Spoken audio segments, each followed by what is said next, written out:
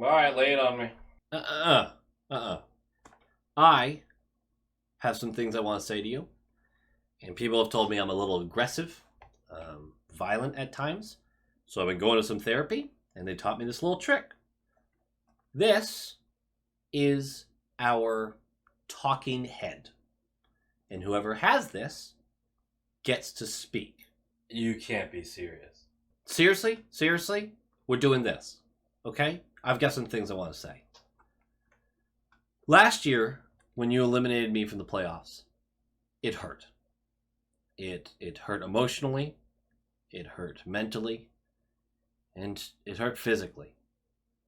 It was something that took me a lot of time to get over, and I harbored a lot of hatred and a lot of aggression, spitefulness, and envy towards you.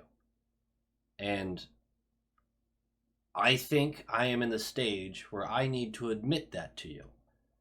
And that I am facing my own weaknesses and the struggle I have with my impulse reactions.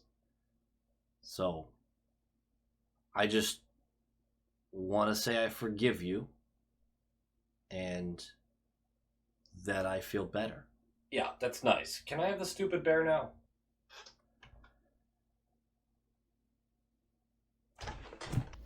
Fuck you. Low quality fans of a high quality Bruins team, that is a dub! I know that one felt just a little extra good for you. Just a little bit. Not gonna say it. Not gonna be rude. I'm not gonna be rude. I'm gonna be respectful.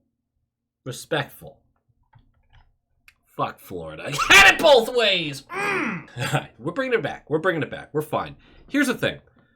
I actually hated the lead up to this game, as I bet all of you did, right? And we dreaded the game. And I will say, they didn't bring it up on the Nesson broadcast as much as I thought they might. I will take that. But the lead up to this game, Monty and the players kept talking about how this isn't just another game. This isn't just one of 82. This one means something special. This one has an impact. I hated that. I've always hated it. That's not something I feel like ignites a fire. That feels like nervous energy. That feels like a team that knows the fans really want this one. Relax. It is Game 9 in October. This was just one of 82. That's how I feel about it. And I really didn't love that we were making it out to be something more than that. And I know, I'm not arguing that it is something, is it or isn't something more than that. I'm not really arguing that part. I didn't like us making it out to be more than that. Because at the end of the day, if you lost this game, it's one of 82. Also, they are missing Aaron Ekblad and Brandon Montour, their top two defensemen, arguably. They were also missing Sam Bennett, who had returned for this game and not even the full game. God, I feel bad for that guy. That's a real kick in the pants. Through 7 games, this Panthers team is a top 10 defense, or at least in goals allowed, which is surprising. Their offense is bottom third of the league. Also surprising. And their starting goaltender, Bobrovsky, hasn't been good, sporting a .907 save percentage. That, not surprising at all. That guy's butt cheeks. I still cannot believe we lost a series to that guy. Anyway, if you're a Panthers fan, none of that's too concerning early in the year. They're really not. You're still going to even out, figure some stuff out, get people back. But what is a major problem is their 66% penalty kill success. Something the Bruins didn't take advantage of. But that'll sink you. That'll sink you. Maybe they should have focused more on the power play, am I right? We'll get there. This team is still littered with scoring talent, the Panthers, I mean. So it's not exactly one that you can feel confident playing against when you're up by a couple goals or down by a couple goals. We'll get there. We know what they did last year. This is this year. This is this year. We don't need to go over what happened last year. We don't. I don't. You don't. I want to cry. Bruins news. Danton Heinen has signed. He played in this game. 1 year, $775,000. That is a great little signing. We were waiting for him to be signed because we were sick of Brown in the lineup, which Brown was not in this lineup. But he will be playing fourth or third line minutes. He's a utility guy. We know what Danton Heinen brings if you're not new to the team. If you are new to being a fan of the team, he's a utility guy. He empties the bucket. He's kind of all over the place. Has a decent little shot, decent speed. Doesn't do anything exceptionally well, but is a solid analytics darling, you could say. This funny part in my notes here is just another rant about this isn't just one of 82 bullshit. I typed up like a page here. And it was violent. That aside, we're going to talk about something that also bothered me. To start this game, Monty lined up Patra with Freddie and Geeky. No longer having Patra in the de facto second line, that would change pretty quickly. And the reasoning was something we talked about last video. I swear Monty watches the channel and just thinks I'm a dumbass, so he does the opposite all the time. Which, honestly, I respect it.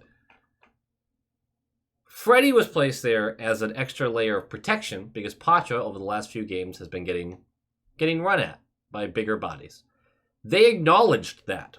The coaching staff and the players acknowledged that. And I have a direct quote from Frederick. Now remember, I said last video, it's not how that works. It's not.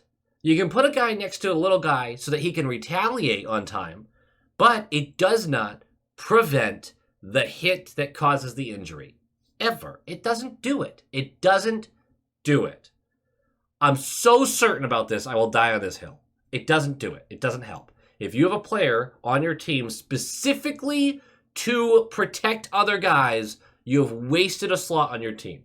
If they impact the game elsewhere, like Frederick does some games, maybe not this one particularly, but if they impact the ice elsewhere or they're a big body that bulldozes people to create room for scoring opportunities or create room defensively, that's different.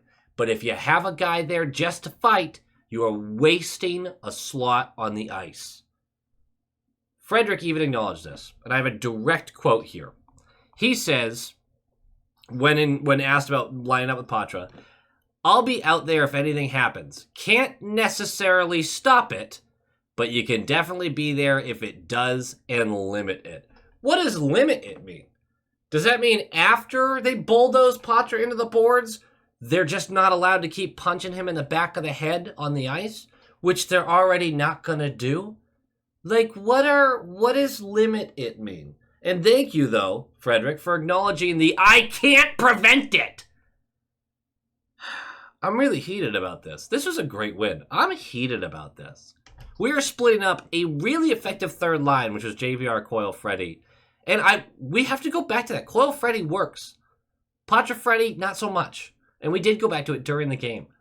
But I just don't understand. We're going to split this lineup so Patra has more protection. Protection? What is he going to do? Skate in front of the kid? I don't know. I don't get it. Here are your lines to start the game. They would not even remotely stay like this. Marchand, Zacha, Pasternak, Van Riemsdyk, Coyle, DeBrusk, Frederick, Patra, Geeky, Heinen, Beecher, Steen. That fourth line I thought would be a little more fun, but they're still getting used to some stuff. Grizz, McAvoy. Both of those players will not be available next game, I'm betting.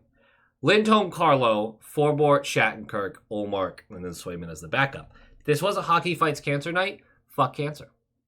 That's really all I got to say about that. I don't have more to say about that. I feel like that kind of sums it up. Let's talk about this game. Puck drops. Puck drops! And 40 seconds in! And the Panthers chip the puck overhead, which this does remind me of last year because they loved this. Let's just get it behind the defense and force them to get it out of their zone. Not just quite a dump and chase, but in the center of the slot. Just throw it high. And if we can beat them there, great. And they do. Rodriguez beats us there, and he's going to get a breakaway chance 40 seconds into the game, and Olmark stones him glove side. Big sigh of relief. Okay, we're fine. Let's lock it in. They did not lock it in. This first period was nightmare fuel for any Bruins fan of any level. I don't care if you just heard about the Bruins this morning. This first period made you question your decision of fanhood? For the new ones. For us who are stuck here, we're stuck here. We're not stuck. This team fucking rocks. Are you kidding me? I love this franchise so much. 6-13 in. Looks like a promising play as Patra and Geeky have a 2-on-1. And Patra opts to shoot. Big pad save. Springs him the other way. McAvoy joined the rush and got a little too far up. So it actually turns into a 2-on-1 the other way. Grizz takes away the pass, so Barkov decides to shoot. He's skating in the left circle and just ends up beating Ullmark glove side. It was a really nice shot, but just because of the level Ullmark's playing at, you kind of expect him to have that one. Certainly not one I'm like, ooh, he wants that back, but also one where I go, yeah, he just tends to save those. Anyway, 1-0. We're going to move on, though. 9:23 in. Lindholm's going to go for roughing. Not great, but we kill it. It's fine. 4:52 left. Patra carrying in the defensive zone. He had a real roller coaster of a game. Barkov bothers him just enough to make him bobble the puck right by the goal line. And Barkov's going to jump on it. He's going to circle the net. And McAvoy collapses into the front of the net, but I don't think he sees Reinhart behind him. And Barkov is able to fling this right past McAvoy to Reinhart, who's going to bury this, I believe, glove side on Ullmark. And it's 2-0 with about 5 minutes left of the first. And we'll get through the rest of the first. It'll end 2-0. In that first period, we're outshot 16-6. We got dominated on the boards. We got dominated in space. We've gotten dominated in every way, shape, or form you can think of. We got crushed, smoked, pulverized. We didn't even look competitive. And you want to talk about stuff that will bother you. You sit there the past couple of days and listen to these guys talk about how it's not 1 of 82. It's not just 1 of 82. And for the first period, they look like shit. They look terrible. This is me being too harsh. These are people. These are human beings. But my boss, if I did the equivalent, my boss would be coming out of his office going, hey, buddy, quick question. Just wondering, what the fuck are you doing? It was brutal. It was terrible. It was awful. Vernacular. That being said, it's how you respond to those kind of periods, and that's what the Bruins did. 3:38 into the second period, a much better start to this shift. Great keeping by Coyle on the line. He tries to dump it, but it gets deflected. DeBrusk right there to collect. He's skating through the slot. And as he scoots his way into the right circle, he has it on his backhand, and he's just going to shovel this. Just fling it into the crease. Marchand is there battling a bigger body. I don't remember who the defenseman is in this battle, but it ends up barely getting touched by Marchand, I believe, and then off a skate of the defender and in. And it's 2-1 early in the second period. Another big sigh of relief. And you go, it's on. It's on. The team's awake. We found the back of the net. There's a little bit of momentum. We can take this game back. And then 4:49, another chance. Great forecheck. Creates a bad turnover by the Panthers. Geeky pulls it away from Mahura, goes right at Bob, and as soon as he commits, Geeky is then going to just chuck this to JVR, who's got the sharp angle on the left side. Bob makes the save. While Bob's making the save, Geeky gets absolutely smashed into Bobrovsky by Mahura. He gets hit from behind and put on top of Bob. And the call is goaltender interference. We finally had some momentum back, and they just blow a call, and we have to go to the penalty kill. That's okay. We kill it, which brings momentum back. 9:40 left. Coyle and DeBrusk 2-on-1, and Coyle shows pass the whole way, never even puts it on his forehand, and McCullough just gets the easiest clear of his life. He just forces the pass to DeBrusk. McCullough's right there to just clear it out. Coyle, somebody put on Twitter, I can't remember who it was, they said Coyle's not a 1C for exactly that reason. And that felt harsh, and also, yes, you gotta let that rip. I mean, he's in the left circle, towards the bottom of it at that point, and the defenseman's not on him. The defenseman faked the bite, backed off, Coyle overdid it on the bite, and just sent the pass. Brutal. Brutal, brutal. What are you going to do? 7:40 left. Boys are buzzing. And Pasternak drives the net, gets the puck pumped away, play continues. But the next time it gets sent into the crease, Pasta's right there. It gets taken down by Ekman Larson. Ekman Larson is sliding into the crease. That was a full tackle, like a soccer tackle. Sweeps the leg. I don't think it was intentional. I don't think it was a dirty play. Takes Pasta the fuck out, though. And we are going to go on the power play as that is tripping.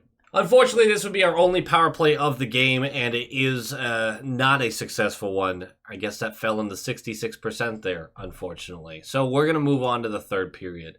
Third period is going to have some squirreliness to it. But 7:20 in, after what seems like multiple missed calls on the Panthers in a row, in a loud building that's getting louder and more agitated by it. But the boys find a play, and the crowd goes nuts. It starts with McAvoy in our zone. He's going to feed Zacha in the neutral zone, who's immediately going to slam it over across the ice to the left side for Pasta, who's going to take the zone.